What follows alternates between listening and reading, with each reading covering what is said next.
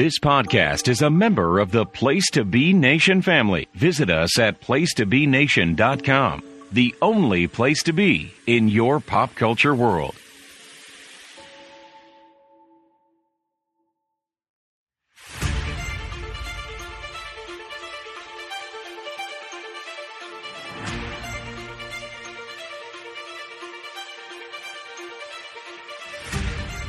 Hi, welcome to Geek and Sassy.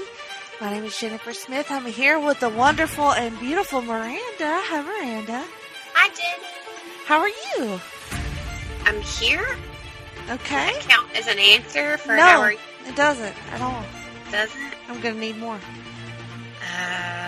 I'm here. Here. That means you're terrible. Nah. If I was terrible, I'd be like, it fucking sucks. You would have already canceled this podcast if you were terrible. Probably. All right. So this is sort of, I'm going to call this a special edition of Geek and Sassy because we're not going to do our normal segments. We're just going to talk about this one subject. And we are going to welcome our wonderful and beautiful guest. His name is Tim Capel. Hi, Tim. Hi, Jenny. Hi, Miranda. I am glad this podcast did not get canceled. Me too. And I am super glad to be back on your fine program here. Once again, we're going to be talking Stranger Things. You said you wanted more. I am body mass probably qualifies as more. I will also try to be a little bit extra. So, yeah. I love it when you're extra. That's my favorite. We'll see what we can do here. All right. More and extra. More and extra. Yeah, at the same time. I think I need to learn some new adjectives because I called you both wonderful and beautiful, but you are. But can't believe you didn't call us extra. We are the divas of Place to Be Nation. Do not This is true. That is be underestimated. You're right. By our divaness. Oh, Do not ever try to steal our divaness. We are the mind flayers of Place to Be Nation. all right. So last time Tim was with us, we discussed season 1 of Stranger Things. So now, all these months / years later, because I don't remember when that was. I do feel like it's been a really long time. It has but been just a long to time. remind everyone, was it 2017? October 2017? 2017. Yeah. Good yes. Lord. Because it was on my God, that was anniversary. I 50,000 years now. ago. I'm not even the same person I was then. You know? I know, right? I am a better and worse version of myself. Just figure, probably all the cells in your body have turned over by then. I don't know if that's true, but it sounds like it could be. Sounds right. I mean, I know there is a period of time in which this takes place, and the sleepy part of my brain does not remember this. Yeah, so... We're doing well so far. It's been riveting stuff so far. No one comes here for scientific, factual shit from me, I don't think. Yeah, I agree. Oh, thanks! I mean, it's not our fault. I mean, we didn't schedule this shit. It's a year and a half, more than a year and a half later. What in the hell were they thinking? But it's Netflix here fault, we are. it's not ours. I agree with that. Yes. But in any event, we are here. We're going to talk about kind of like a recap and our thoughts about season 2, and maybe preview and give some speculation about season 3. Hopefully, some hopes, some dreams. Yeah. So maybe you can listen to this before you binge season 3, and that will get you all lubed up, like I like. Nice. All right. So Miranda, let's talk about what happened in season 2.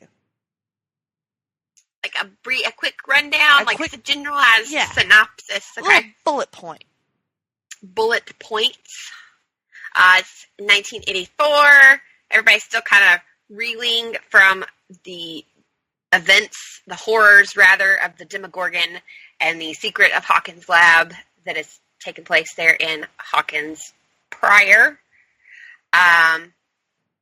Core cast is back. You have some new additions to that cast, which are introduced. Do we want to go ahead and say who they are? I mean, everybody should know who they are, right? Yeah, let's go ahead and say that. So there's Max and her older brother, Billy, who douche nozzle.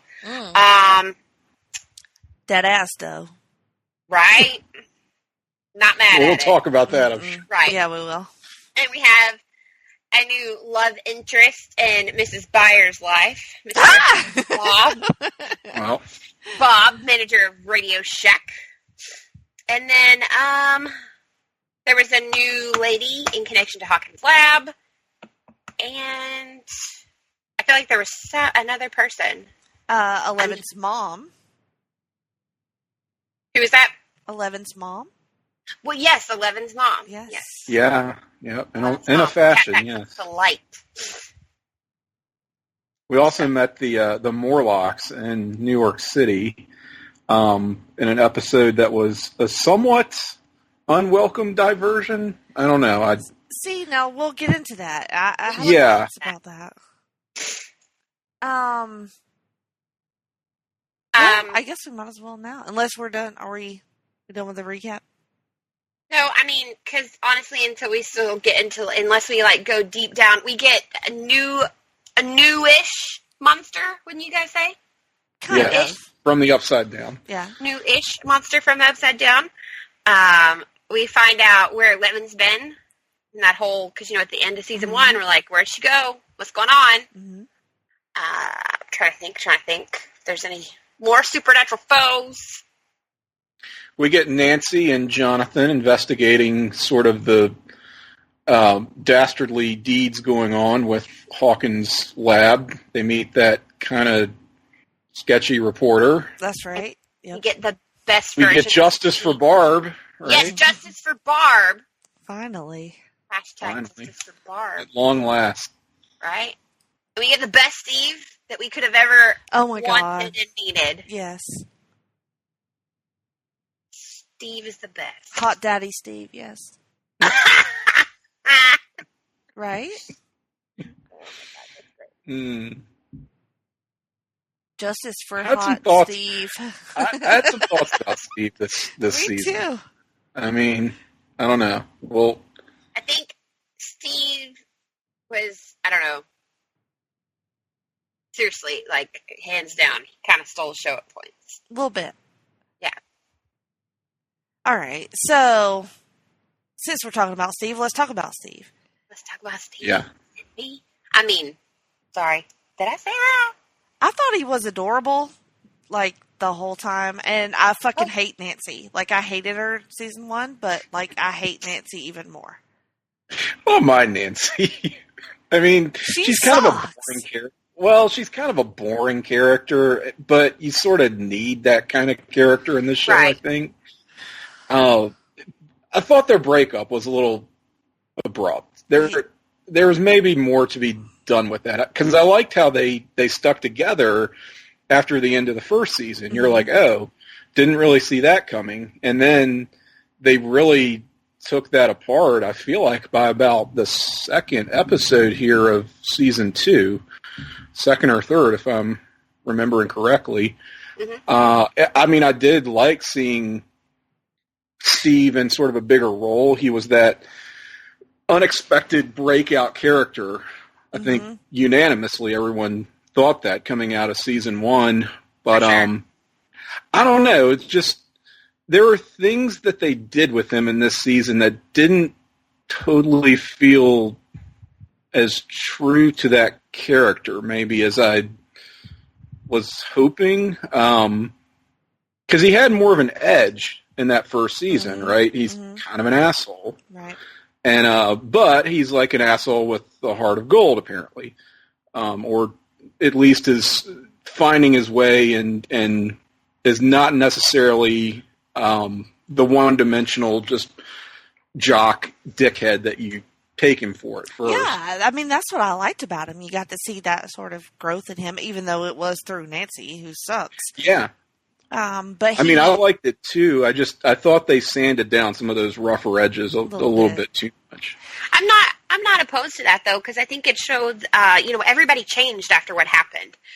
Some people realized they were like, I'm a douche and I don't need to be this way. And some people realized that they deserve to be loved. And like, I don't know. I didn't necessarily dislike what they did to him and changing him. I thought they made him a little bit more relatable. Mm-hmm. And the chemistry with him and Dustin is just like, come on. They're adorable. Oh, for sure. Yeah, I mean, we saw a lot more Dustin, too, this season. I love him so much. He was sort of your second breakout character. Mm-hmm. Who knew that was going to happen? Probably not the producers. But, kudos to them for recognizing it.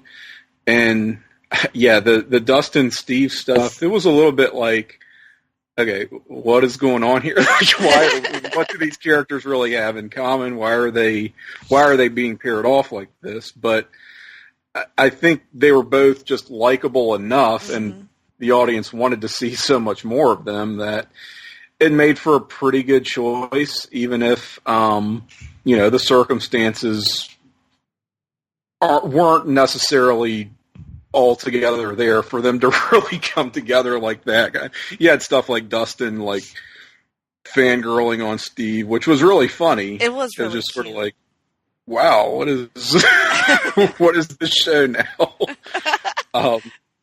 So I mean, yeah, there's a lot of like fan servicey stuff like that in some ways I could get annoyed over, but it's hard to when you're a fan. You know what I mean? Like, there's just sort of competing parts of my personality watching some of this. So, I mean, this season was 9 episodes as opposed to 8. So you've got to stretch the story out a little bit.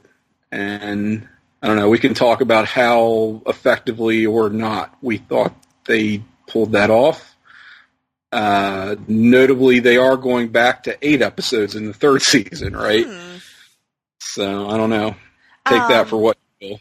I thought Dustin got a lot of screen time, actually. He did. Compared to some of the other kids, like Will got a lot as well, especially towards the end. But I felt like our main character for a lot of this was Dustin.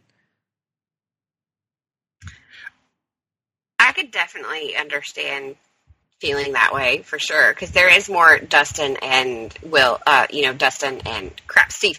But at the same time, I think when you have such a large cast where everybody is essentially the front runner, sort of speak, at some point, maybe they're going to do this with every season, somebody different has to kind of be in the limelight.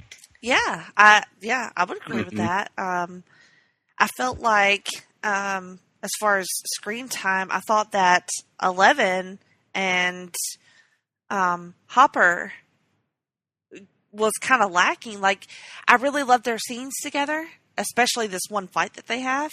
Oh, yeah. When she just goes insane. But, like, I wanted to see more of them together. But part of the story is she has to go off and find her mom. So that was kind of like, well, shit.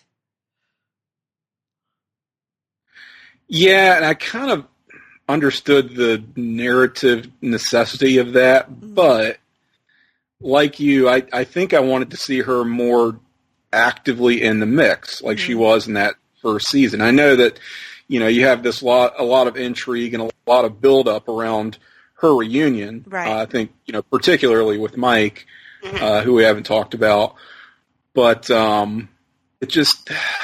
It felt a little bit, after a while, it was like, this is sort of a plot that's stringing us along. I mean, there's some interesting revelations coming out of her journey and her side story that she had, but come on, this is about the characters.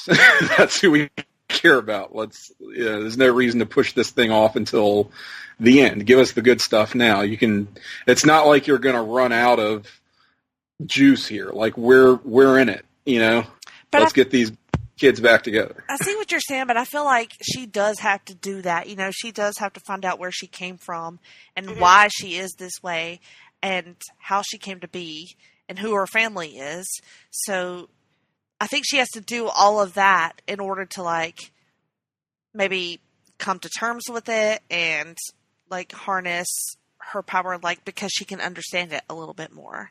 Like she wasn't going to let it go, essentially. Right? Either. Yeah. Like, no. Yeah. She shouldn't have to. I mean, she. Oh no. Yeah, and like the episode that we alluded to earlier, where she finds her, I don't know what you want to call them, like mutant family or whatever. It was very X-Men, right? It really was. What was it? It was tried to Sister? be. It tried to be very X-Men. But really, like,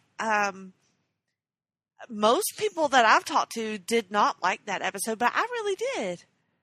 I don't know. I liked seeing her find people that were like herself. I wasn't opposed to her finding people that were like herself. I feel like it was done in such a way that it was just like thrown in there and then it was over.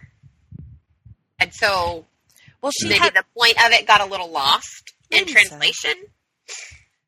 I just saw it to where she like got her answers that she needed and she met people that understood her, but then she felt the pull back to Hawkins. Like, you know, I still have to do this. And it made her come back. And I don't know. I like that part. Yeah. I mean, I thought it was fine in theory. It's just, in practice, it felt very much like that 9th episode, you know, where it's like, okay, we have an extra episode to fill here. What do we do with it? Right. Not to say it was totally inconsequential or without value. I mean, I think it was there that she learned how to, harness her emotions or whatever to, you know, better focus her powers, something like that. Right. And, I mean, that's all well and good. It's just sort of like, the way it was done, who are these people? We don't care. By the way, right. We're pretty on board with the story that was already happening, and then this kind of just got dropped in there. But then again, I don't care that much because we're binge watching it. Just momentum was sort of shifted, if not totally derailed by that one. So it's kind of like, it wasn't the worst thing in the world. I was just like, who cares?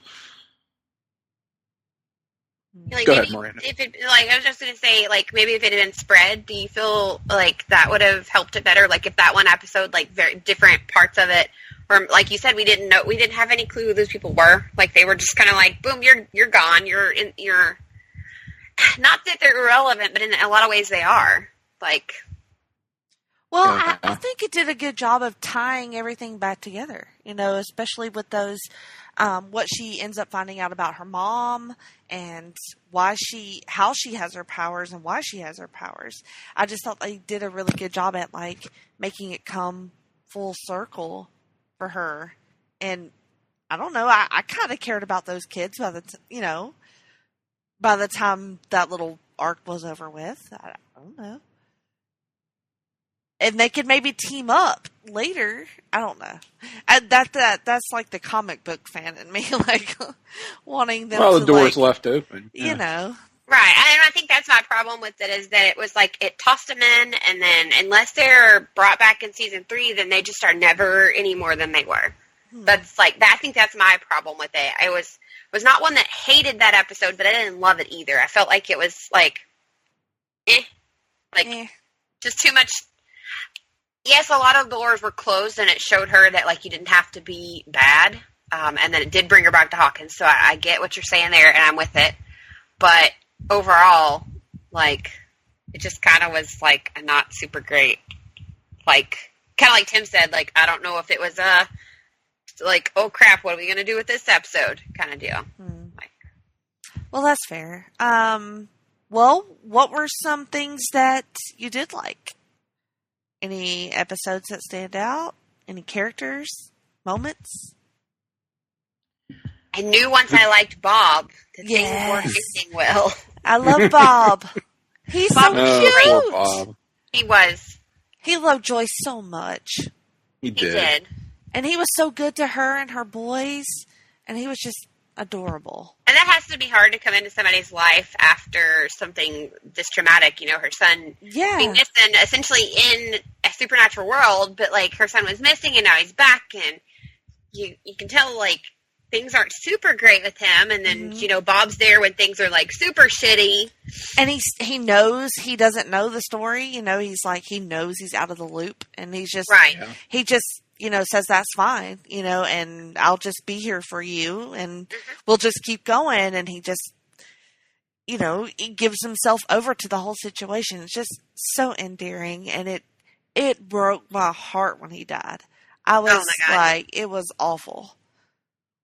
Yeah, even kind of knowing it was coming, you're like, maybe there's still an out for him. They'll swerve us at the last minute here. I was hoping for it. I remember people were also thinking, oh, he's going to turn out to be like a traitor or some kind. He's a bad guy. That is true. Yeah. A lot of people did think that. And it was like, nope, he's just this well-meaning, good dude. And I also appreciated that. Just me too. Because so often it's the cliched mom's love interest thing is a douchebag and is secret mistreats. Douchebag. Yeah, mistreats her, mistreats the kids hate him. No, I mean, he was a genuinely good guy all around. The kids liked him, and he suffers this horrible fate, unfortunately. Bless his little heart. I know. But it was refreshing to see that, I thought. I mean, not so much that he died, but just that kind of character. And I thought Sean Astin was, like, really, really good. Like, yes. He was the perfect Bob. And I'm also having I will forever have a Mandela effect where I think it was Patton Oswalt. Patton Oswalt. They do look a lot alike. Who I think has actually commented on that too. He's like, no, I'm not in season 2 of Stranger Things. But they both had that same, like, really, like, genuine and sort of, like, warm quality to them. Very jovial, kind of that doughy appearance. And no, I'm not trying to body shame or anything. No, they're adorable. I love them. Let's see what else. What else stands out? So you get a horrible Nancy, who I hate, and Jonathan, who I really do like. I always have. I like him. They did that sort of like love triangle thing where he obviously is in love with her and she loves Steve. And then in this one, they just go the whole opposite way. Like, sorry, Steve, you're cut off. And now she's going to go and fuck Jonathan. It's kind of funny, though. It's like Steve's not a douchebag anymore, and he's a really nice guy. Right. Nancy's like, not interested in you anymore. Yeah. Sorry.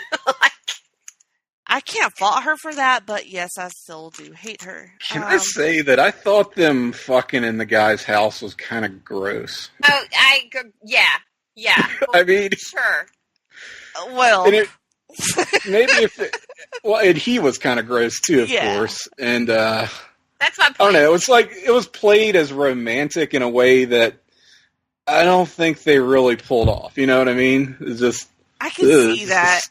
They were in like this weird kind of gross environment, and then that's when they choose to get together. That's how it's gonna happen between them. I mean, I understand they've been through so much, they're drawn together, the impossible circumstances, blah blah blah. But really, there and then, just didn't he give them alcohol too? On them. He did. Yeah, he gave them alcohol, which was the creepy part for me. Like, if anybody hooks up, I'm all about that. So I was fine with them hooking up, and I just glad I didn't have to see Nancy's boobs or whatever because. Well, I think you won't ever see anything like that because that's taking it to them. They still want it to be somewhat of a family. Loosely. Well, I mean, you could still show boobs, but I don't want to see Nancy's boobs. But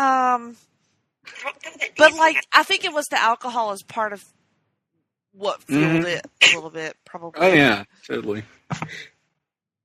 And that guy, I don't remember his name. The guy that we're talking about, the creepy guy. He was the weird conspiracy theorist. Murray. Yeah, that's right. Yeah. And so they just go over there and they're like, because Nancy, I do feel sorry for her a little bit because she knows what happened to Barb and she has, she has to watch Barb's parents basically just like lose their life savings looking for their daughter. And she knows that she's never coming back. And that's pretty compelling, I will admit. But I can't imagine knowing something like that and like wanting somebody to tell them, but you can't. Yeah. And then, you know. But they just get tired of it, right? So they're just going to blow the lid on it, and they decide to come clean to this guy. And, you know, eventually there's hashtag justice for Barb. It did feel like an extended response to that whole a little bit movement, so to speak. It was one of those like, all right, justice for Bob, y'all shut the fuck up now. Yeah. Here you go. Yeah. The whole season. I don't think they saw that many people were going to get band together and be like, justice for Barb! Like, that was one of those, like, oh crap, what do we do? I just detected I don't know, I'm sort of putting myself in the shoes of the writers and producers here, but just felt like they were a little bit annoyed by it. You think so?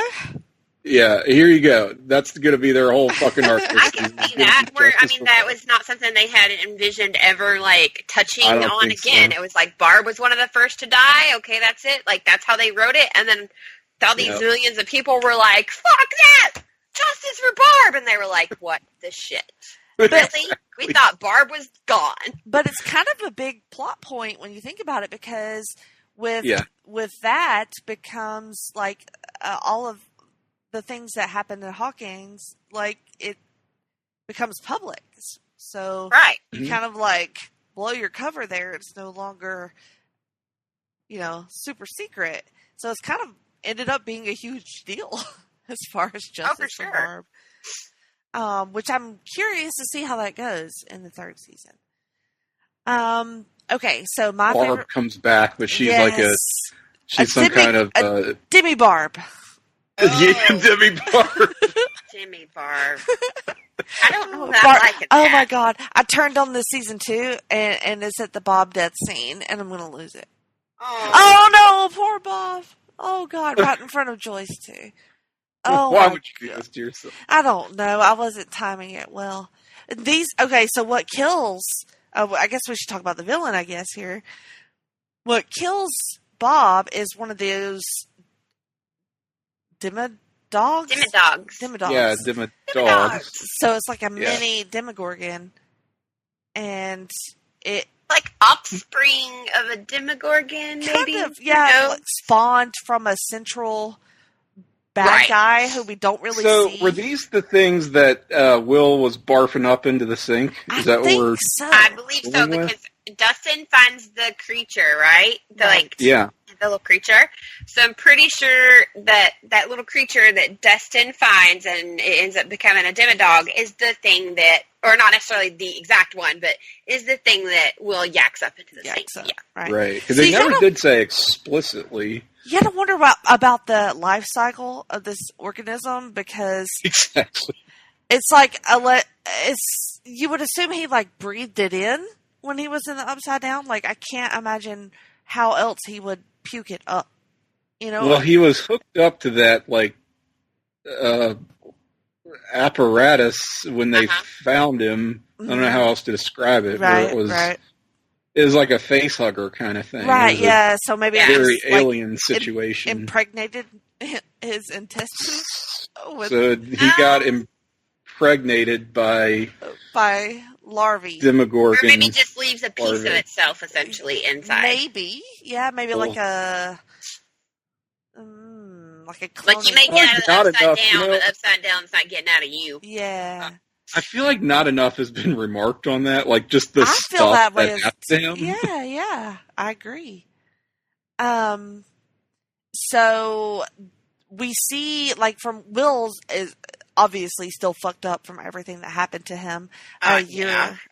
So it's been a year, and he is having all these visions, and he seems possessed. It gets very, like, sort of exorcist-y at times. Because he's aware of this presence of what it is.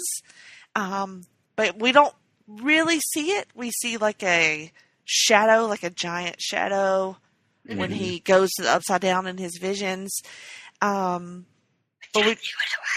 we don't really know what it is, and so he starts drawing all these like tentacles. Mind Flayer! It's really cool the way that the same way that they did in the first season with the Christmas lights, they do in this season with his drawings. So they've mapped out every tunnel and every like little creepy crawly reachy thing all throughout their house. It's really awesome the way they visually represent it. And Bob is the one who figures out it's like a map, basically, right? Yeah. It's all like subterranean tentacles, basically, coming from a central thing that we see. Because doesn't Bob say he plays D&D or something, and so he's like, I know what that is? Yeah. Because a Mind Flayer, like, if you played D&D, you knew what it was when you saw it. You're like, it's a Mind Flayer! Oh my god! Okay, well that explains a lot, because I did not know that. Yes, so just like the Demogorgon, the Mind Flayer is a creature from the Dungeons and Dragons world. Well, why don't they reference that here? I think... I mean, they should have made that a little bit more obvious, in my opinion. Because they made it pretty obvious in the first season. Well, that's the thing about the show. In my head, I'm sitting here going, I think they did, but I'm like, wait, maybe I just read that online somewhere. Maybe they did not. I mean... I don't know. I don't remember that at all. I can't keep straight what's actually canon to the show itself and what has just been commented on, like in YouTube videos and Reddit and whatnot. But the Mind Flayer is actually he's a full-on creature from the Dungeons and Dragons world. And he has advantage on saving throws and other magical effects. Does he have like a psychic power? Because he seems like very like connected to Will, and like Will is very aware of him. So it feels like a psychic sort of thing. Yes, he has Mind Blast and Extract Brain, and I could pull out my book and... Mind Blast? Is that what you just said?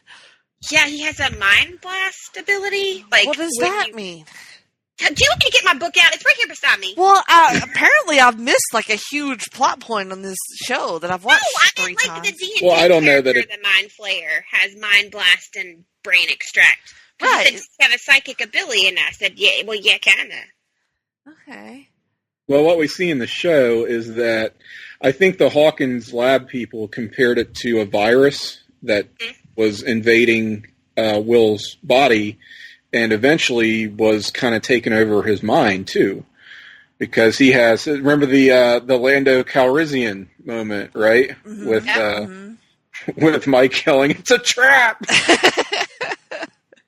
Well, they call it the Shadow Monster as well. So yeah. Well, okay. So the Mind Flayer. Yeah, Dustin just said it. So my book here does say the Mind Flayer magically emits psychic energy. So that's what his Mind Blast is, that he can, like...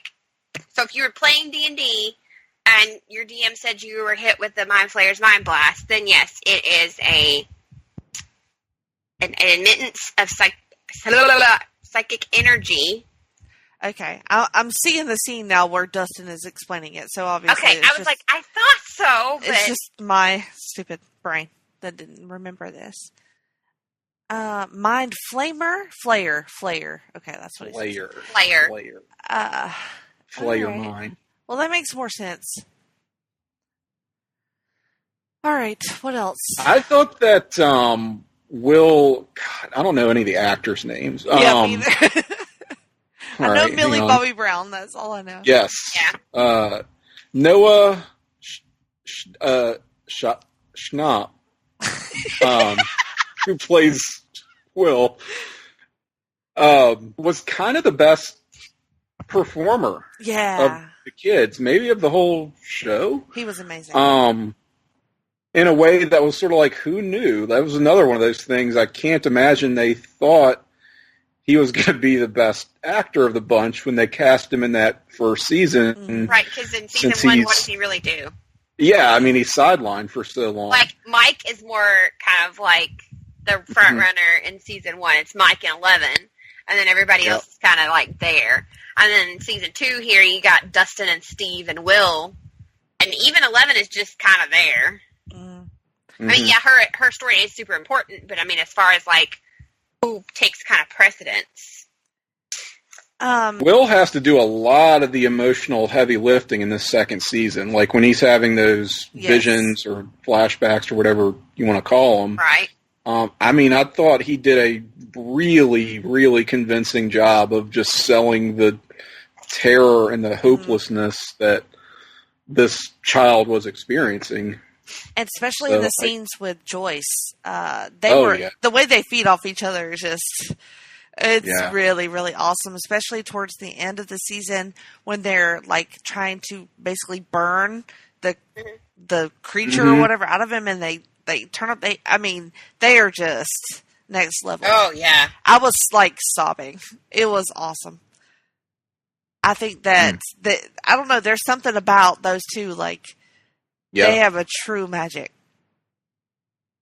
Well, and then I don't know if there's any truth to this, but somewhere, apparently Millie Bobby Brown and Noah may be, like, I don't know how old that kid is. They're both like 15, but they possibly are like a for real boyfriend-girlfriend item. Really? I kind of heard that. Yeah, I saw something. Like one of them put something on Instagram, and the caption that went with it made you go, huh. It's very cutesy. He was just adorable. Like, apparently they're very good friends if they're not. Like, the whole cast is, dating. but yeah. Yeah. Oh, so speaking of romance, you kind of get another little love triangle here with the new girl, Max, and Dustin, and oh my God, what's his name? Lucas. So they both like Max, but they try not to step on each other's toes. But Max, I think, is kind of drawn to Lucas way more than Dustin. Right. How did you guys feel about Max overall being introduced into the gang and her brother Billy being introduced into the gang? Well, I mean, I could see the boys got fascinated with her because she got all the high scores on the video games at the arcade. And then she has several like nice scenes with really all three of the boys, Mike and Dustin and Lucas. But I thought it was cool. I if I can't have Elle in the group, I guess it's cool that there's another girl there. Yeah, there is that where it feels a little bit like, well, here she is to be the girl. Yeah. I did think they sort of gave her enough personality to overcome that, but the optics are still there. As far as the brother Billy, I mean, I guess he needed another like genuine full-on asshole to replace Steve since Steve turned face. So he really fills that gap. Might fill some other gaps too if you ask moms of Hawkins. But I'm sure we'll comment on that. And I thought that Billy was really just fucking like scary, like in a way more real way than the Shadow Monster felt scary to me. Like the scenes where he was like abusive to his sister were like legit. And then, like he takes it beyond just school bully. Yeah, like he's a villain. But then you get a clearer picture of their home life, and suddenly you understand why it's not okay. It's one of those like sayings like "boys will be boys." Like it's not okay, right? But it makes you understand why he is that way, and it makes you sad for both of them. Then at that point, like he does have a little bit of a sympathy, but it's very short lived. I think. Makes me wonder if he's going to be any less douchey after, being threatened and, going through... Well, I mean, we could talk about that when we talk about season 3. But any other characters that... Hopper. So, Daddy Hopper is wonderful in this. Yes. Wonderful. Like, his relationship with Eleven is like my most favorite thing about Stranger Things. Mm-hmm.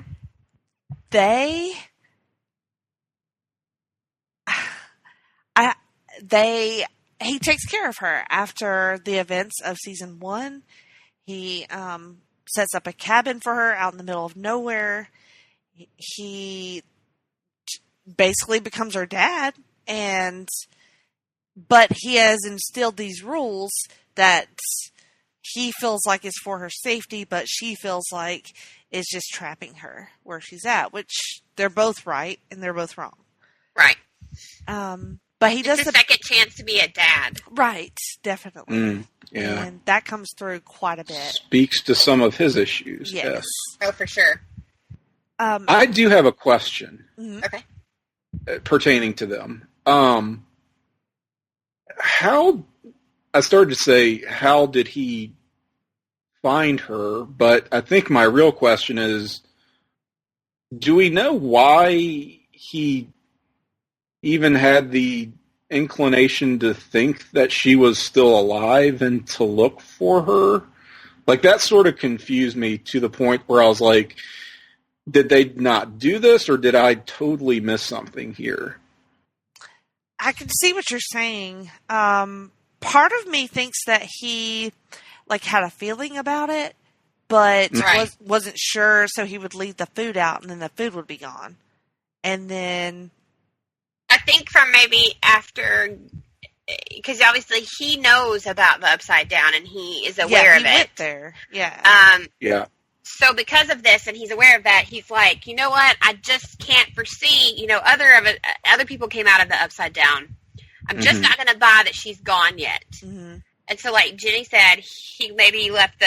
I don't know that they ever explain it, but like maybe he left the food the first time, and when it was gone, he's like, all right. Somebody's taking it. Yeah. Right. Somebody's taking it. I'm gonna, I'm gonna keep this going. I'm gonna get her back. And then after a certain point, he has to no longer be thinking somebody's taking it. It's her. Right. Mm-hmm. And probably I didn't need it spelled out explicitly. It was just, it was one of those things where I was like, I almost wanted to go back and rewatch that first season finale, which maybe I should do that, but it was almost one of the, how things sometimes get lost between seasons in a way, especially when it's a show this early on and they're like, are we even going to get a second season? We're going to set all this stuff up and, oh crap, now we got a season 2, but oh shit, we have to pay this off now. We are totally sure out of it. So I don't know if that's just me or the show just still kind of figuring out what it's going to be. And, you talk about sometimes shows have a sophomore slump. I don't think that's what this was at all. But they're finding their way, and I think that's kind of cool. I think some of these unexplained things are maybe left there because there is a gap between what happened before and where we're coming to now. And so maybe they're kind of like giving you snippets and letting you kind of maybe plug in the rest for yourself to your interpretation. From like a mom standpoint, like Jenny said, like he just knew, he just felt it because he already had that like connection with, he already kind of saw her as like the daughter he needed to protect. So I'm wondering if they're letting like, based on your he's a cop. Thought processes, like fill it in yourself, basically. Yeah, and like cops, people would probably see things out in the woods that they couldn't explain, and then like tell the cops, and then he would just know that was her. Right. That's the other thing. He is also a police officer. There is some intuition that comes with that. And I'm watching the scene where they're talking to Will in the little shed or whatever, and trying to burn that, like trying to bring him out of it. Oh yeah, it's amazing. Like Will, he doesn't even do anything but look at everybody. He just emotes so hard, and Mike's crying and everybody's crying. It's just, it's devastating. Oh my gosh! It was a really important and really amazing, well done scene by all of the kids that were part of it. These kid actors are something else. I know it. I know. I don't remember us when we were growing up having kid actors that were this great. I mean, maybe I'm wrong. Maybe I'm just like blown away by these kids. But I mean, no, I think it's these are like actually real kids too. Yeah. I think some of the kid actors we're thinking of were perhaps young adults playing kids. Right, yeah. Possibly. Right. I mean, you had a few here, like the Corys. Which still happens today. I mean, Disney Channel is full of kids that are like actually 17, 18, 19, 20, but they play like a 15-year-old. Yeah. I think the caliber of child actor now was a little bit higher than it was in the actual 80s. Yeah. All right. So I think we touched on pretty much everything. I mean, by the end of it, 11 shows back up, and you get the big showdown with the shadow monster. Right. And 11 kicks its ass. She basically says, "Not today." Not today, shadow monster. We got a lot of badass ladies saying "not today" in the last few seasons of shit, don't we? Yeah, we do. She closes the opening to the Upside Down, right? Yep. So that was something that was still left out there after the first season, and now they're saying, no, we're going to shut this whole thing down.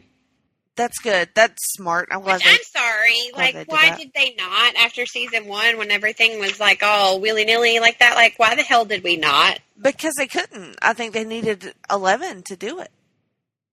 Like, I don't think they could figure out a way to do it. You're saying, like, it had to be 11 that closed it. It I just think wasn't so. possible. Yeah, because... Gotcha. Okay. It just slowly, over the year, it had just slowly spread out, under the ground. Hence the whole, like, connective tissue and thing. Right, they were fighting it, but they could never, really gain any ground on it. It just kept slowly spreading. But, yeah, I think she was needed to do that. And then... I need to know you guys' thoughts about the last couple scenes that you get at the big snowball. Snowball? The snowball dance. Right. The kids go to. The snowball. Oh my God, it was so cute. Well, I love Hopper and 11 when he's going to the dance because, so he wears those blue bracelets around his wrist. They're actually like hair ties, like hair ribbons, like you and I would put around our wrist. And he, because he always looks at them when he wakes up. They were his daughters, and then he puts them in, he passes them as bracelets to 11 for her to go to the dance. Oh, my God. Sorry. Yeah, she's legit now, right? Yes. She's got paperwork. Mm-hmm. And and Hopper is very fit now. Yeah, he went off to film Hellboy and came back without that dad bod, but still very daddy. Hot though. Yep. Hellboy is a must see. Anyway. It's just genuinely a good Hellboy. Like anyway, but I mean there are reasons why it might be better. But Dustin at the dance too is just like he gets his hair all looking like Steve's. Oh yeah, I forgot about that. Oh my God, he's so cute. And then he goes up to these cute little girls and he wants to dance and they say no. And then Nancy, in a rare move that I enjoyed from Nancy, goes over there to dance with him in front of the girls. Oh my God, I was dead. That was adorable. Dustin is kind of the forever alone one. I mean, I hate to say it, but that's just sort of how they're writing him. But in a way, they kind of have to because he can't get the girl. The whole thing, the triangle that you mentioned with Max, because Lucas really didn't have anything this season. I mean, let's face it. And you can't. Somebody's got to draw the short end of the stick, I guess. Unfortunately, it seemed to be that character, but pairing him up with Max, being in a relationship, it's something. Yeah. It might be all that character has, so there we have it. I can see that. That makes sense. And they're really Dustin, good we're going to together. love no matter what. Yeah, that's like true. Dustin has already won everybody over, so he's not going to get the girl. He's just not. Unless, because don't they introduce another person this season? Like, isn't there another newcomer? Was there? No, like, that's coming. I don't know. That's why I said unless. Oh, coming up. Maybe. Yeah. Because, like, in the Instagram promotional, like, because, I'd be more on IG than anywhere. But they had a bunch of Stranger Things on there recently because they had, like, the special showing in the first 2 episodes. And there was a couple of people in the cast lineup that I didn't know who they were. So I was wondering if they were people coming, obviously. They're coming up in this next season. Also at the dance we get Mike and 11. Mm-hmm. Do they kiss? Yeah, finally their reunion. Do they get a kiss? Or I don't remember. I think they do. I feel like they do, but I don't remember. But, See how long ago it's been? Yeah, I know. Yeah, it has. And I'm not that far in my rewatch yet, so. All right. Anything else that we want to say before we take a quick break about season 2?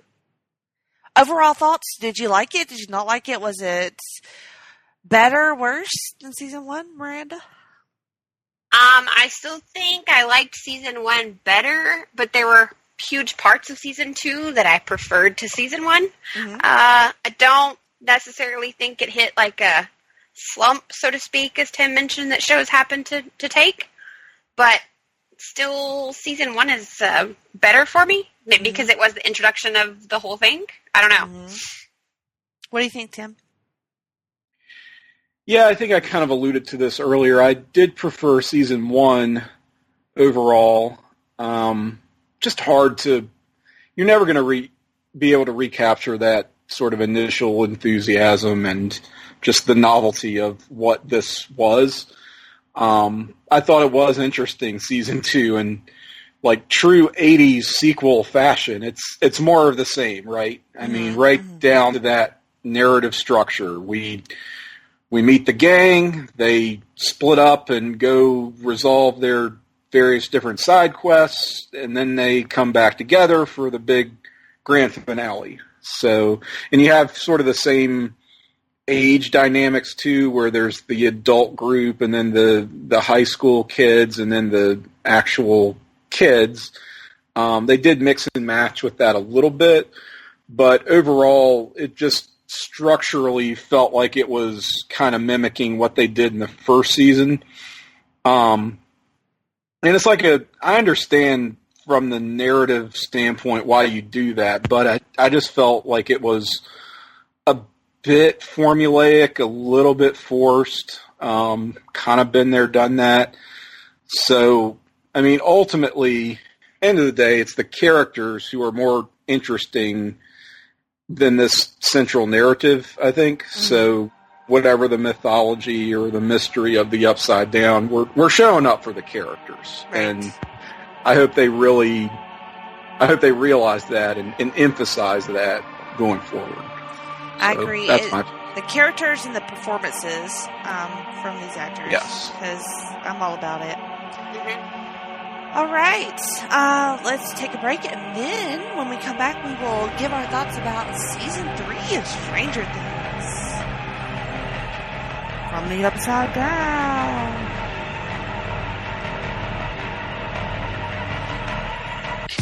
Promotional consideration paid for by the following. Place to Be Nations, JT Rosero and Chad Campbell here. We want to let you know that we have over 24 podcasts available on iTunes, Stitcher, Google Play, and PlaceToBeNation.com. We now offer them to you on 2 great feeds. On the Place to Be Nation Wrestling feed, we dive into topics running the gamut from today's WWE to the glory days of yesteryear and the ins and outs of the territory days. In addition to our full-length shows, we also deliver to you special pod blasts on topics old and new. The Place to Be Nation Pop feed is a veritable treasure trove of great content.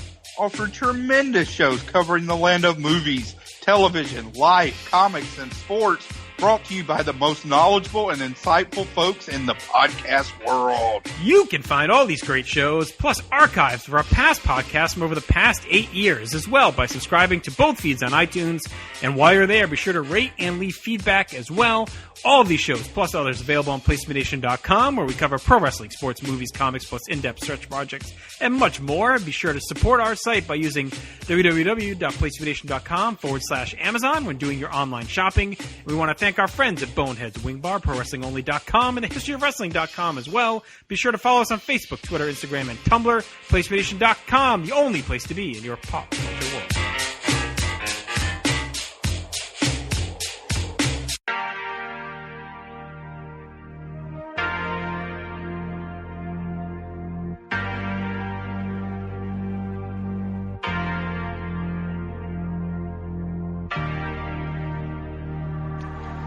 Welcome back to Geek and Sassy. I'm Jennifer. I'm here with Miranda and Tim.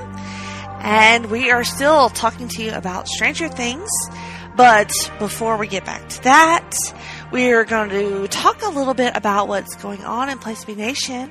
Miranda, what you got? Well, first off, let me just comment that after almost 3 years of doing this with you, I finally tonight noticed that every time you introduce us or bring us back, Jenny always goes Geek and Sassy. She brings it up a notch. Well, that's what it's supposed to say. Anyway. That's how it goes. Got to go up a little bit on the end. Right? Mm-hmm. Anyway. So yeah, we get a plethora, right? Isn't that the term, ladies and gentlemen? A plethora of great things on Place to Be Nation. Currently, the newest Marvel Age, the Sarcastic Four, do dive into 1971 with the first 3 parts covering the year there. I haven't listened to it yet. Anybody chiming in?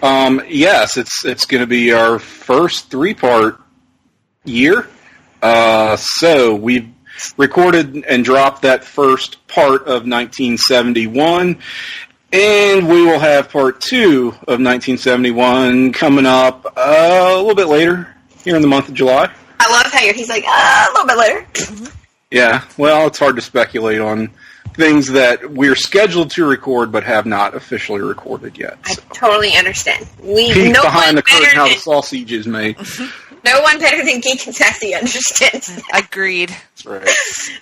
Of course, you can check that one out on our feed, as well as join my wonderful friend Andy as he welcomes our very awesome one half of the Hard Traveling Fanboy, Greg Phillips, and they watch one of the funniest movies of all time, according to them, which is Austin Powers' International Man of Mystery. Great listen there. If you're new to Place to Be Nation, check it out, because Greg's voices are fantastic. If you're not new, then I don't have to tell you that, of course. And then checking in with the other half of the Hard Traveling Fanboys, Greg, with his co-host, Nick, conclude X-Men month with Long Book Hunters and reviewing Ed Yeah, say that, because I'm going to... Ed Piscor. Thank you, Piscor. Never mind. I want to say piss, but that's not nice or right, so, you know. But Ed Piscor's ambitious X-Men Grand Design, which I have not listened to yet, but I'm sure it's phenomenal, like all of their episodes. It's an interesting exercise in sort of weaving all the disparate threads and strands of X-Men continuity into an actual narrative, a focused narrative, which, what an undertaking. So, yeah, worth checking that one out. It's that description pretty cool effort. Should make people want to go listen to it. So, there you go. By all means, yes. There you go. And then over at DC For You, which is our newest weekly comics show on the Pop feed, it's just Russell and the manager Todd Weber himself bringing monthly current events in the DC comic world, and this one is obviously going to be for June of 2019. We have Songs of Friends, episode 29, breaking down Kenny Chesney's The Good Stuff and Fuel Shimmer. That's an eclectic little group there, but all right. And, of course, my lovely Jenny is back with a new episode of Freak Out Drive-In. And she welcomes returning guest, Jenny. What did you guys talk about over there? Me and Scott Criscolo, we talked about a clown movie called Terrifier. That is wonderful. Never seen it, actually. I might watch that next few days here. It's super gory and gross and weird and awesome. You'll love it, Tim. When is it from? Like, when was that made? What year? It was like 2016. Okay. Yeah, I watched it on Shudder, and then it moved to Netflix, so you can find it on Netflix right now. Cool. Also, hanging out over on our pop feed, we can join Glenn and Scott as they discuss / debate the Democratic hopefuls for our next coming presidential election. And then over there, episode of NBA Team, you have Adam and Andrew, or Andy, whatever he wants to go by that day. And they're there reflecting on what has been quite a week, honestly, a adventurous time in NBA world with all the changes and switches and free agents and just a whole mess of things. And you can join all of us as we have the reboot of the greatest songs of the 80s tournament that has kicked off. It started on June the 23rd. There are 6 polls a day posted for 1 round. And you can check out you can vote actually on Facebook or Twitter. And like the page and weigh in. And maybe Jenny and I will do another live vote like we did with the candy tournament. Ooh, I already voted today, but we'll have to keep that in mind for next time. I'm slipping on my voting. I need to get back on it. Yes, you do. Get in the game!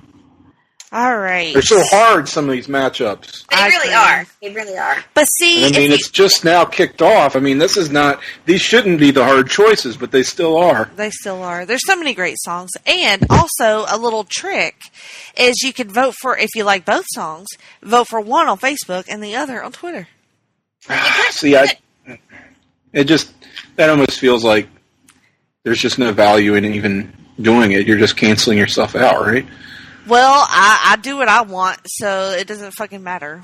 I only vote on the Facebook. It's not canceling it out. It's distributing my love.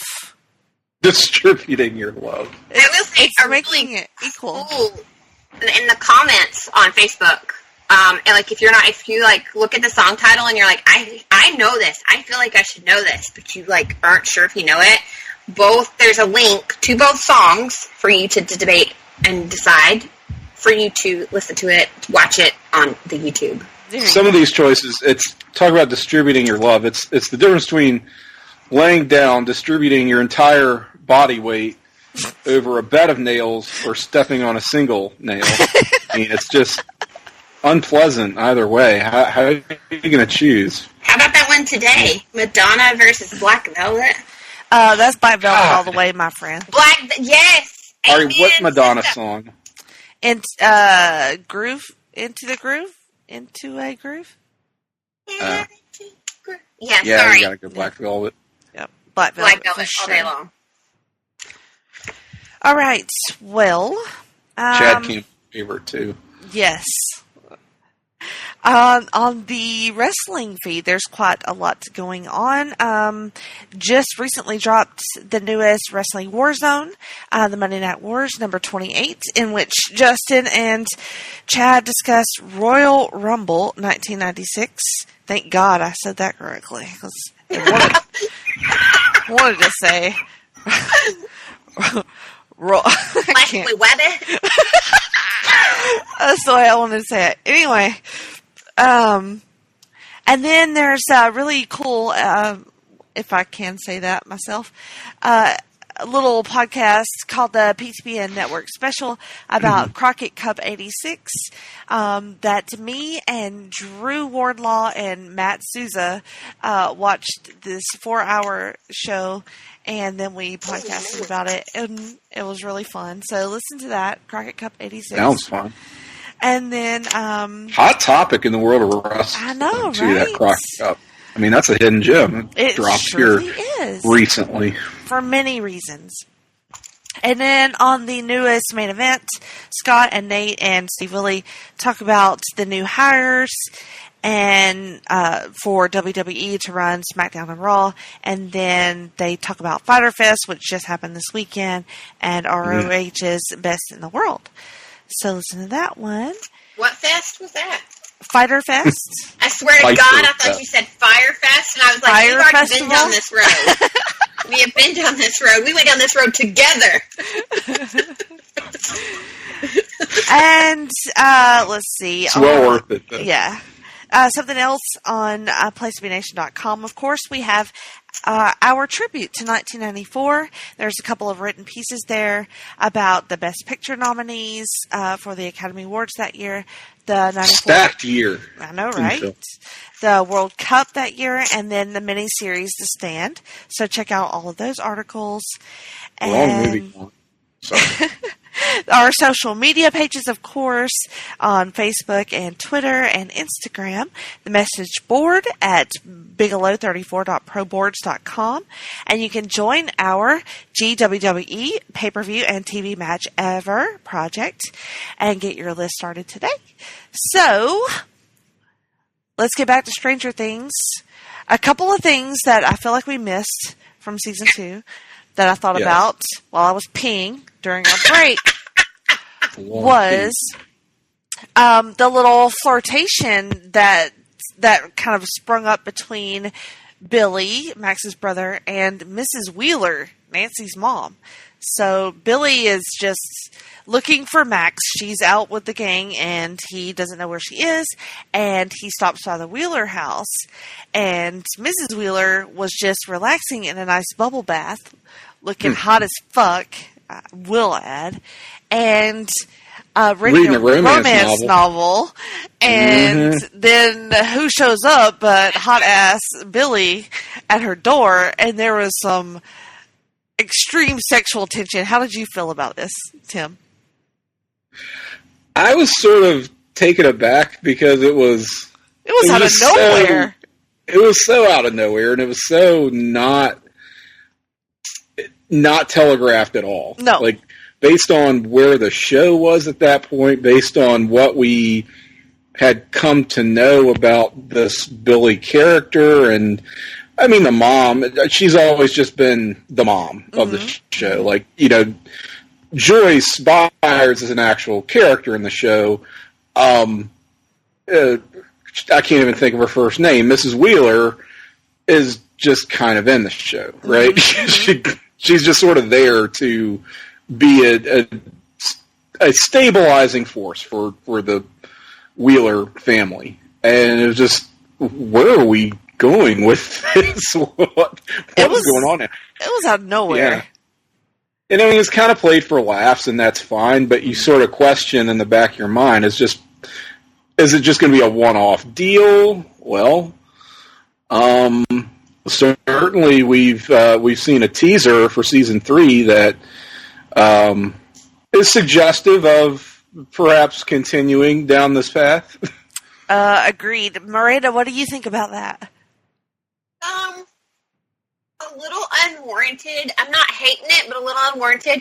I think what it does show, maybe unnecessarily, but you notice how every time she tries to say anything to her husband, he's like, "Yes, dear. God, listen to your mother, dear." Most boring person ever. Right. And so I think that's showing that, like, she doesn't want to be... Not that she doesn't love her husband or that she ever really would step out on him or anything, but that, like, she's kind of bored and she feels lonely. And then I think it also shows Billy's level of willingness to manipulate to get what he wants. Yeah, for sure. Because he really only wanted to know where Max was, to be a shit. And he was just kind of fucking with her, you know? Like, oh, yeah. She did look hot, though. He probably would have hit that, but, I mean... But then, like Tim said, in one of the teasers for season 3, all the mamas are in on the Billy train.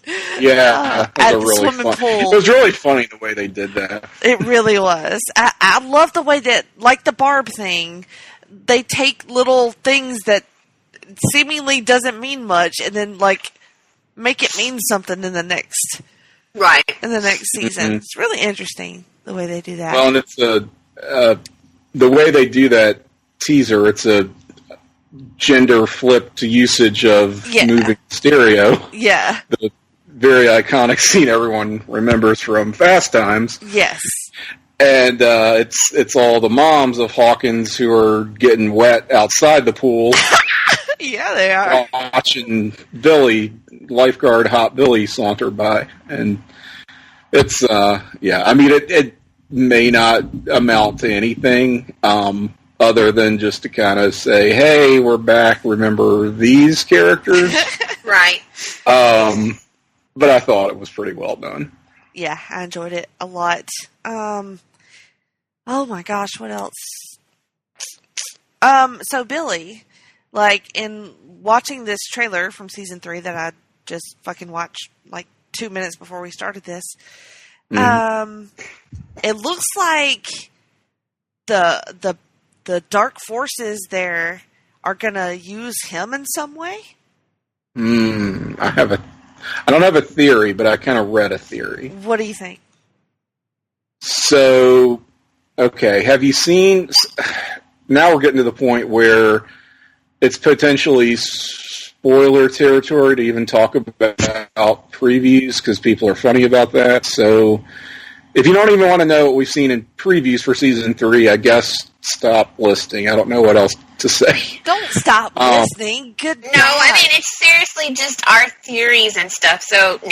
Yeah, I mean, none of this is, Well, it's based on something that was in, I think, the first preview, the teaser preview that dropped earlier this year, where they show, like, kind of briefly, there's like a money shot of, here's kind of a new monster. Is it the new monster of the season? Don't know. Kind of way it was presented looked like a big deal, right? Right. I want to say I read somewhere, it was theorized that monster was going to be like one of the human characters transformed in some way. Right. And I've heard it speculated it might be Billy. So almost like a takeoff on The Fly, which very iconic 80s movie that they have not paid tribute to my knowledge so far on Stranger Things, but would make a lot of sense to go there. It's body horror. I have to say, kind of my favorite subgenre of one of my all-time favorite films too. So if they did do that, I would definitely be down for that, big time. Yeah, that was one of the theories I read as well, was that he would be the big bad because, the Upside Down was using him. I love that idea. I think it'd be great. I fucking hope they do that. Because you could just hate him so much, Mm-hmm. Right, everybody hates him, basically. Yeah. I don't know. There's so much they could do there. Yeah. So we have... Because you don't want it to be someone you actually like who Right. suffers this horrible... And then, but like, Max will probably... I mean, I know she probably hates him, but it will be some sort of, like, conflict with Max, given that he's her stepbrother or whatever. Yeah, she may not be down for watching him turn into a hideous slime monster. Right, yeah. So there's that. And then, of course, him and Steve had this huge scuffle in... actually, it's a fucking beatdown, is what it is, in season 2. So, still lots of probably animosity there. I don't know. I like it. I hope that's what they do. I know. It's one of those things where I have to sort of tell myself not to be disappointed if that's not what they do. Yeah, right. Because you never want to hold your hopes on fan theories. Ooh, they didn't do it. It sucks. Another thing that I want to see, which I did want to see in this season until there was Bob, but I'm going to need Hopper and Joyce to hook up. That's actually one of the theories, is that they still do not get together. Good God. Why? Jeez. That's the real will they or won't they. It is. They did Nancy and Jonathan, and I kind of felt like they did pay that off too early, but Joyce and Hopper, man, guys, give it to us. They gotta. Well, and the speculation behind the reason that they won't is that in the trailer it shows Hopper telling Joyce he wants her to feel safe, and then the trailer continues, Hopper's sitting alone in a restaurant, and Joyce is eating alone at home. So it leads people to kind of wonder, like, did he ask her on a date? Did she stand him up? Did they not even go there? That the general overall feeling from the several articles I read is that this is still going to be a will they, won't they roller coaster. And maybe that's why they won't yet, is because they're not ready to give us it. I don't know. Well, I feel like the kids are at this weird age to where this might be the last season. I could see them closing with this season.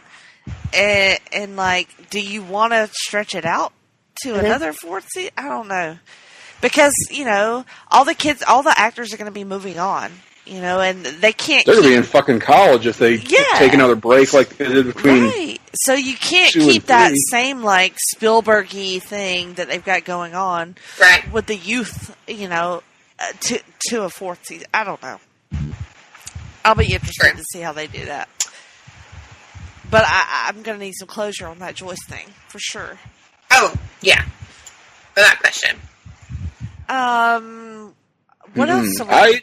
Okay, so that just made me think of something kind of crazy. Okay. Not crazy, it's just I can't believe I'm even saying it, but I think, Jenny, you have a good point in that they can't keep doing this indefinitely. As much as we do love these characters and love the setting, there are practical and plot limitations to this series. But having said that, I can't believe I'm going there. But it's type of thing where they could almost pull off a time jump. They could. And it would actually make sense. Yep. Because I think in most series, when you do that, it's such a shortcut. When it's done bad, it's just done as a shortcut. It's like I call it a get out of jail free card because you don't want to deal with the ramifications of the story that you set up, writers. Mm-hmm. But here, I mean, just given the nature of this show, it's a period piece. It's heavily invested in these childhood friendships. So you almost want to track those characters over time, even if they aren't necessarily going to be the same actors. As much as I'd hate to lose these actors, if you want to continue following these relationships and telling this story such as it is, you could try it. Like, try doing a 90s setting. Like an adult... Yeah. Well... Like an It thing. Like what they're doing with It. Basically, yeah. Huh. I'm glad you said that, because that brings up two of the other theories that a lot of fans have put out there. And one is that you're talking about people, like, leaving or dying. One is that Steve's going to die. Oh, God. Oh, no. Because they're thinking his character made such huge leaps and bounds and everybody loved him so much in 2 that wouldn't that make a big punch, that gut punch in 3 if we lost him. Like if he sacrificed himself in some way. Right. Or for no one has given a theory of how. There's just a lot of speculation, too. What if he sacrifices himself for Dustin? Oh, I will be a mess. So they had Nancy, probably more likely. They had a poll of do you think Steve will die in season 3 that went with this theory that someone else had put up in the article, and 16% of people said yes, the character served his purpose. And I was like, who the fuck are these 16%? I'm going to Liam Neeson their asses. And then 84%... Well, and what does that even mean? I mean, served his purpose. I don't know what exactly. Serves a purpose. It's like, sort of... What? What has served the purpose? Yeah, I'm with you. But 84% said no, protect Steve at all costs. Yes. Any other death predictions? Well, to go along with what he said, because you were talking about going into the future, right? Sure. So there is another theory that technically all of this that has come from the Upside Down is a form of a zombie infection. And this actually comes from a Reddit theory that splintered off into like another Reddit theory. So it's this theory that everything from the Upside Down from season 3, it's primary evidence. Apparently they're citing The Bite and the Battle of Starcourt, which are the names of two of the episodes. I don't know where in place that they are. It says we've seen Demogorgons and Demagogues use their teeth to kill people, but the show hasn't emphasized the physical bite until now, like seeing what we've seen in the trailer. Mm-hmm. So they're saying that because of that, the Upside Down is actually the future. Oh. Because of the zombie infection. Oh, I see what you're saying. It's the future state of what happens to the world. So basically the world is this wasteland that's just inhabited by these horrible creatures. Right. I don't know. I feel like all of our evidence thus far has been like mostly in the interdimensional realm and not the time realm, if that makes sense. Time-space realm? Yeah. Like a physical place, not... Yeah, I mean, I'm trying to think if there's anything that directly contradicts it, necessarily. I mean, we've seen... Well, she's in the Upside Downs... Yeah, still like has, she the same... knits up the actual, doorway, at the end of season 2. Like, she closes it, so it's... I don't know. But maybe it's like a time portal kind of thing. Oh, well, maybe. According to this theory. The Bite is episode 7 of season 3, penultimate episode. And then the Battle of Starcourt is episode 8. So Starcourt, I take it as the mall, most likely. That probably, seen the other theory is that that's where it's all going to go down. But that would make more than it appears. There's some whole big theories about what the Starcourt Mall actually is, because it's this new giant sparkly shopping complex.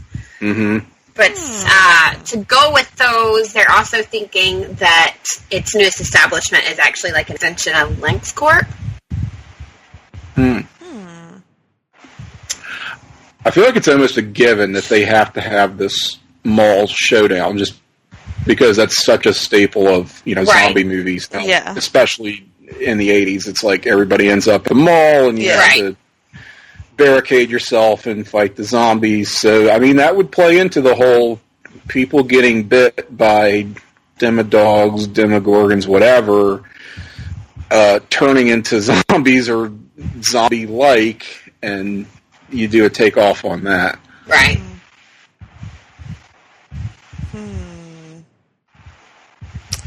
So maybe this creature, this monster that we saw, is just one of many that will be battling throughout the season. Right. All right. Well, I mean, there's rats and rodents all over the the trailers. Yeah, that's true. I don't know if I saw that one. It's one of the teaser trailers for season 3.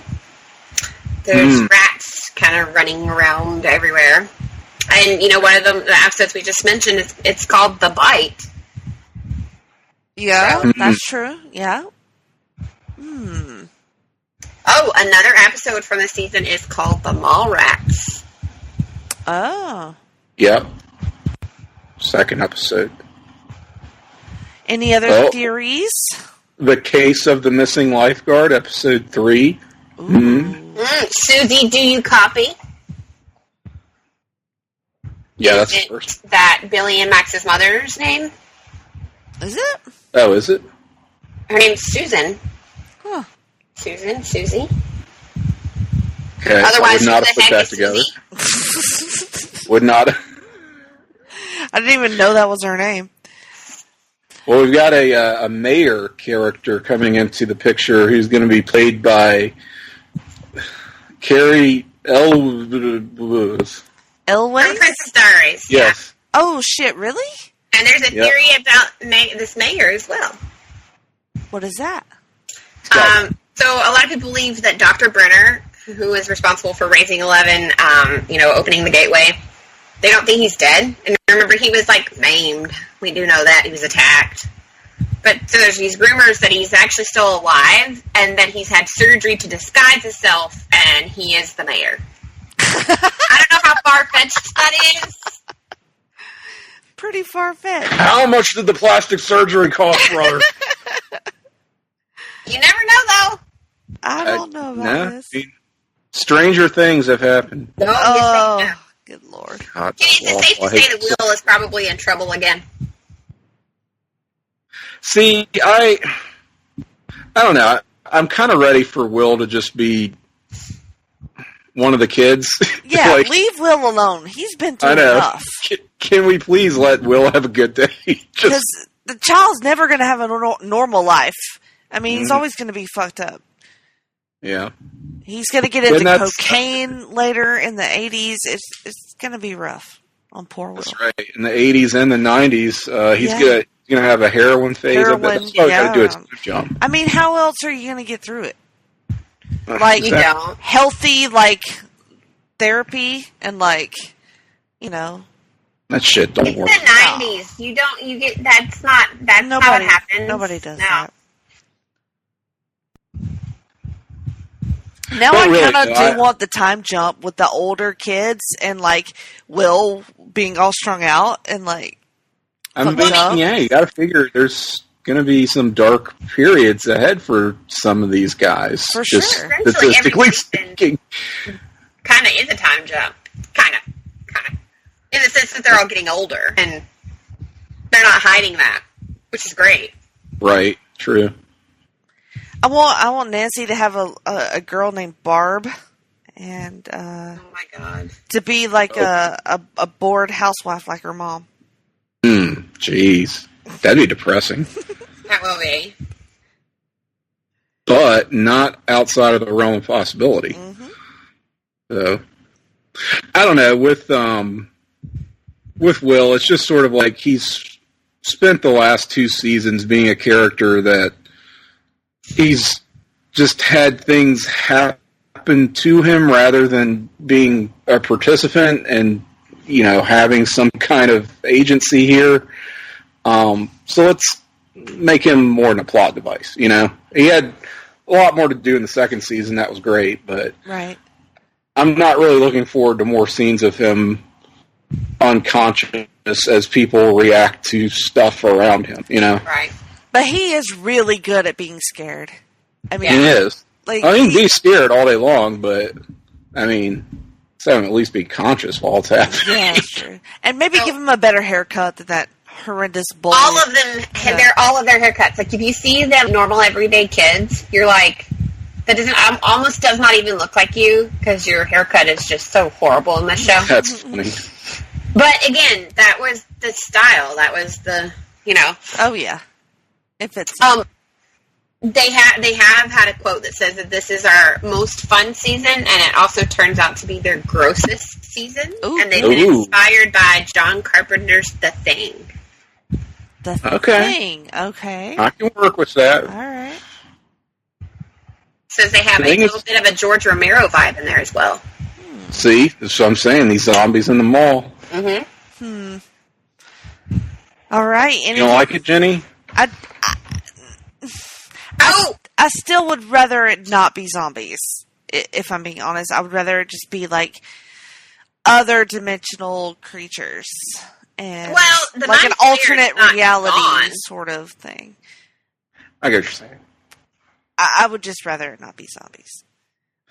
Right. I'm thinking more the zombie trope of people having to fight off whatever it is in the mall, but they're not literal zombies. Yeah, I'm a sucker I would for not it. want to see literal zombies either. I know, Jenny, you and I talked about this before. A little hidden gem was Lucas's little sister, Erica. Oh, yes. So, one of the Duffer brothers sat down for an article with Yahoo, and he told him that this kind of plays into the, you know, we were talking earlier about how they probably don't plan things to happen. And he was saying one of the fun things about the show is you discover stuff while you're filming. And he found her gifable, and he said, is that even a word? He thought she was very gifable, and that she was really great. And so we are getting more Erica in season 3. Yes. Okay. Yeah, she was super cute and funny. She was cute. Setting up the romance between the He-Man and the Barbie doll. Yes. loved that. They're in love. They're not even from the same planet. All right.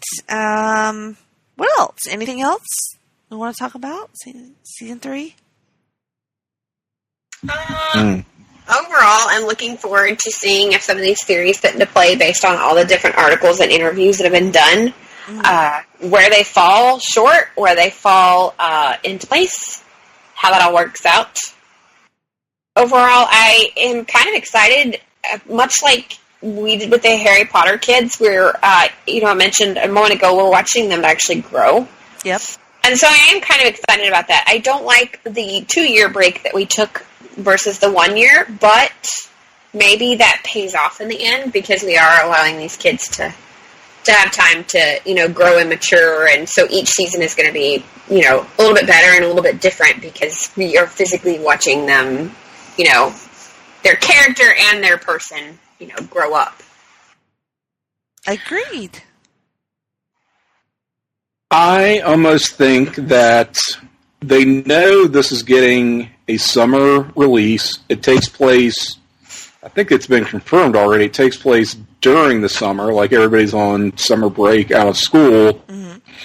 And with that in mind, you almost don't want to put something out there too heavy for somebody's 4th of July weekend / holiday. I think it is 4th of July. Like, it's released 4th of July, but I think it is 4th of July for them as well in the show. I think it is, yeah. I mean, at least, it's a summertime setting, and we're going to be watching it in the summer. Everybody's going to binge watch it the day it drops, of course. So I think there's something to that quote that you read earlier, Miranda, about how it's the funnest, it's going to be the funnest season, but also the grossest. I think you can get away with gross if you aren't being super heavy and depressing about it at the same time. So that's why I'm like, I don't see him like killing a major character. That would be so out of nowhere. I mean, I guess they could do it. They could pull it off, but would feel like a miscalculation. You do that when people are going into the fall, winter months and feel depressed and are ready to consume some depressing media. I mean, I hate to say it, but that's... Well, I mean, like, if they killed Nancy, that would be very uplifting for most people. Okay, well, I don't think it'd be that uplifting, but I mean, it would. But, like, I wouldn't be depressed, for sure. Well, that sounds like some summertime fun to me. Oh, my God. Watching Nancy die. Let's do that. I ain't gonna have it. I like it. You're ridiculous. Yep, I am. All right. What else? Anything? No? Too soon to tell on anything else. Yep. Mm-hmm. All right. Yep. Yeah, we'll know real soon here. Yeah. Well, that brings us to, so we didn't do any of our other segments. We cannot not do an episode of Geek and Sassy without our favorite segment. Reading and watching? Well, reading and watching. You guys are crazy. No, sir. Special guest Tim. That would be Nerd Eye Candy of the moment. Oh, I thought you were going to say fuck, marry, kill.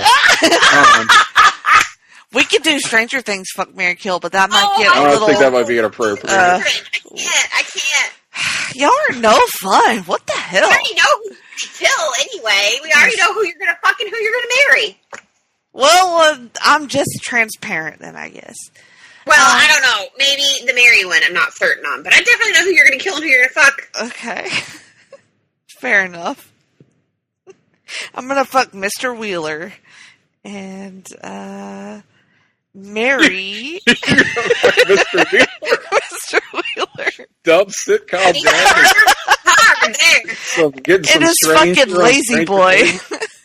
Hey, you don't know. Maybe that's why she's still with him. Maybe he's real good at it. Yes, I would imagine that's the reason. Oh my God. You're going to have to do all the work there. Yeah, well, when don't I? Quite frankly. Tim, do you have a Nerd Eye Candy? Yeah, you're supposed to go first. So we mentioned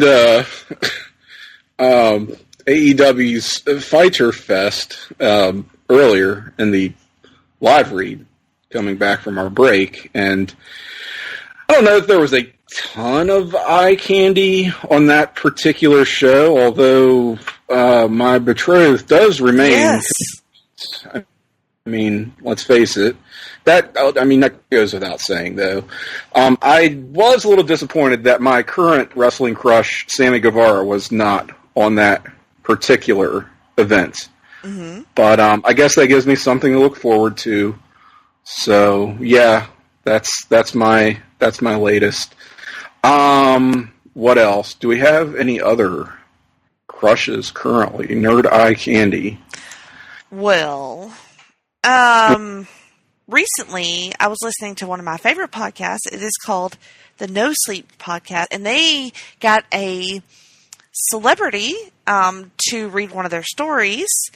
And I was like, wow, this is an amazing get. Way to go, No Sleep. And so Elijah Wood was who they got. Oh, that's not bad. Yeah. That's not bad. I'm here for it. And he did a really good job in the story. And I was like, you know who's super cute? Elijah Wood. I mean, like, yeah. All the way back to, like, the faculty and, like, even younger, really. But he's a good pick, too, because he seems like such a weirdo. Yeah, but he's kind of super fun weird. and endearing at the same time. I could see, like really having fun with him, like even just doing nothing, just talking. It seems like he would have lots of great stories and be like really engaging to talk to you, and also look out because he's pretty cute. Not and bad. He never ages, like Paul No, he Rudd-esque. He looks the same. Right. Very good. Where you at, Miranda? Who you got? So I, after like forever, joined the Outlander gang. Did you now? I did now. Wow. Ladies and gentlemen. Which All right. I think I've talked about before. I've tried to read the books. I've read 1 and 2. 1, I finished the book, because we've had this whole discussion of Miranda putting down books, and there's only ever one that I did not finish. But I finished it, but it lost me, like, interest-wise, which Outlander is usually in my wheelhouse of will read.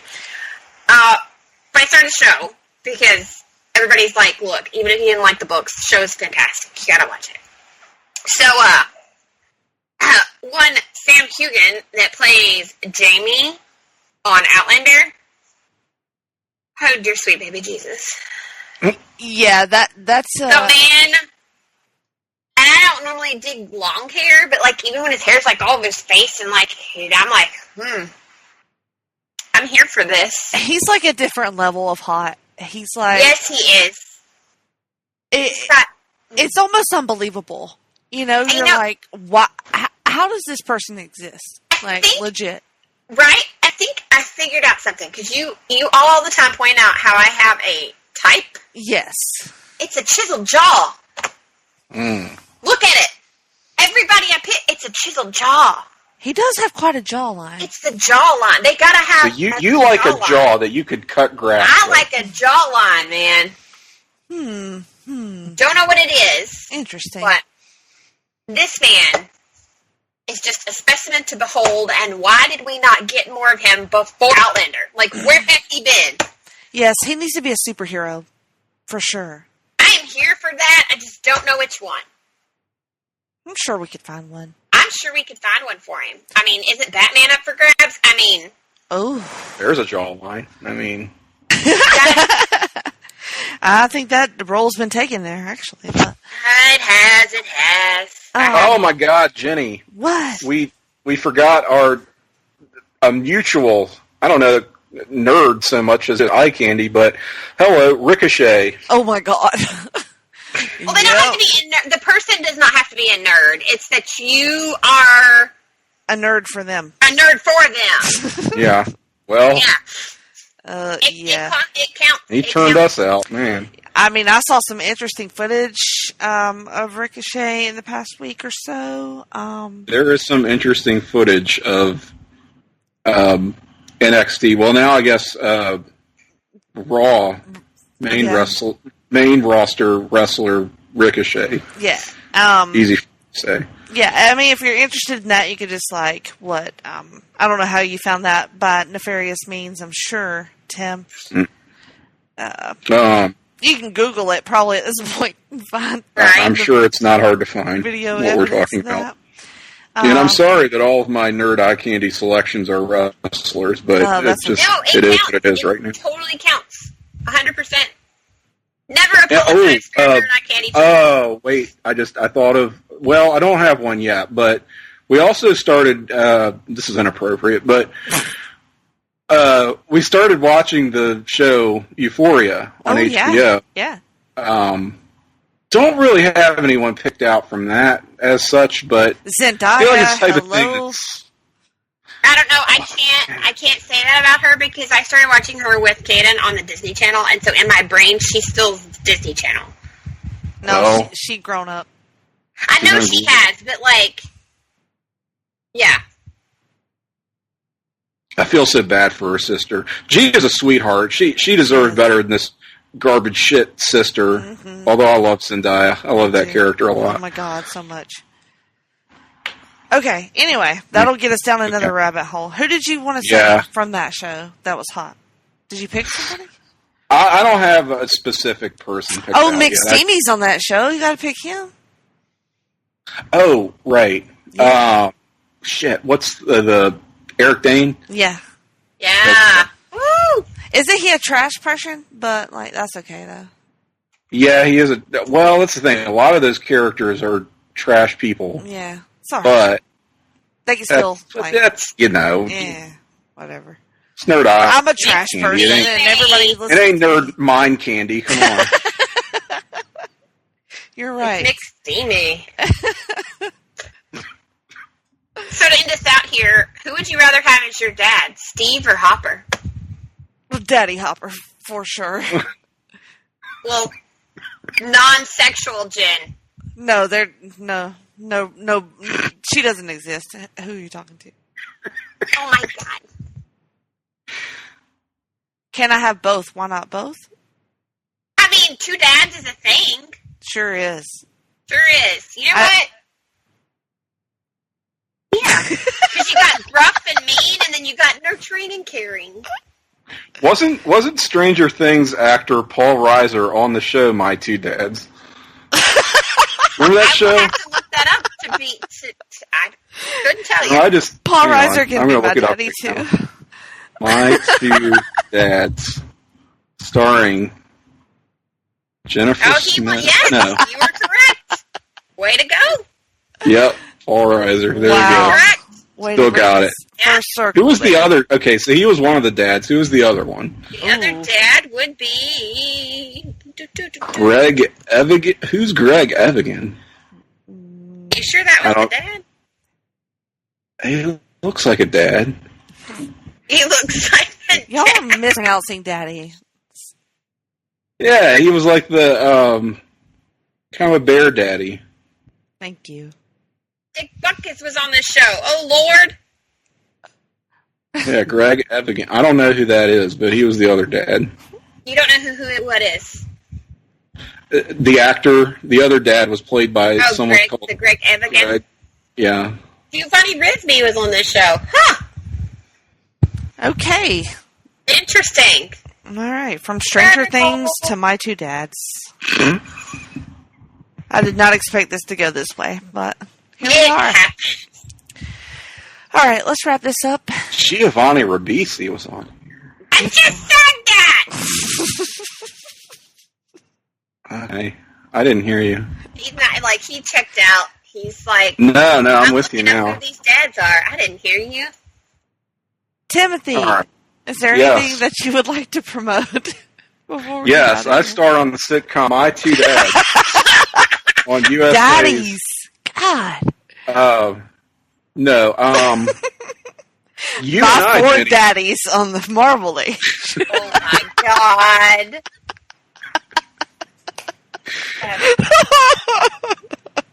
Well, speaking of dads and speaking of wrestling, Jenny, you and I have a wrestling podcast coming up. It is called Talking WCW. Yep. And we are going to sit down with Greg Phillips, our third man in the booth. We're going to talk some War Games matches. Sweet. We have each, the three of us, chosen a War Games match, and that's what we're going to cover on our next episode. So, that on the PlaySB Nation Wrestling feed. Here on PlaySB Nation Pop, the aforementioned Marvel Age podcast, I am one quarter of that panel. Like I said, we've got our second installment of 1971 coming up. And yeah, look for that later this month in July on the Pop feed. That should do it. That's July already. And also, you are on the Twitter? I am on the Twitter. That's the best social media outlet to find me on. I am at Cyke68, CYKE 68 on the Twitter machine. Thank you. You're welcome.